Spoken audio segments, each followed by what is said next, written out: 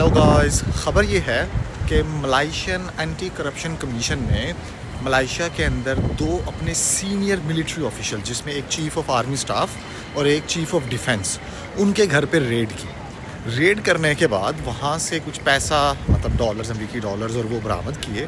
और वो बरामद करने के बाद उन्होंने जो उनके ऊपर चार्ज लगा दिए हैं दोनों के ऊपर।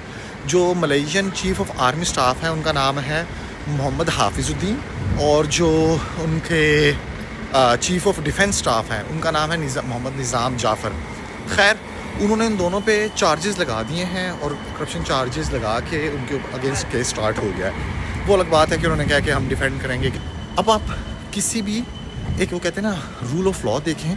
कोई भी नेशन जो एक इंडिपेंडेंट नेशन है वो कैसी होती है, आप ये देखें कि उनका एक आर्मी चीफ़ ऑफ स्टाफ है, चीफ़ ऑफ डिफेंस है, उनके अगेंस्ट उन्होंने चार्जेस लगा के केस स्टार्ट कर दिया है। छापे मारे उनके घर में करप्शन के केस में।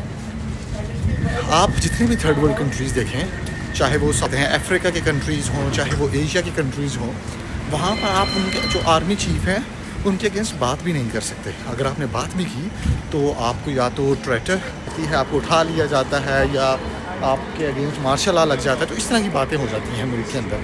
तो देखें, जो भी मुल्क तरक्की कर रहे हैं उन तरक्की के राज यही हैं कि वहाँ पर रूल ऑफ लॉ सबसे ऊपर है। उसमें ना ही प्राइम मिनिस्टर को देखा जाता है, ना ही प्रेसिडेंट को देखा जाता है, ना ही चीफ़ ऑफ आर्मी स्टाफ को देखा जाता है। खैर, मुझे उम्मीद है, दुआ है कि हमारे भी कंट्रीज़, ख़ास स्पेशली पाकिस्तान या फिर आप बांग्लादेश या इंडिया कहें, वो भी एक दिन तरक्की करेंगे और वहाँ पर भी ऐसा ही रूल ऑफ लॉ होगा। Then see you in other video, stay tuned, bye.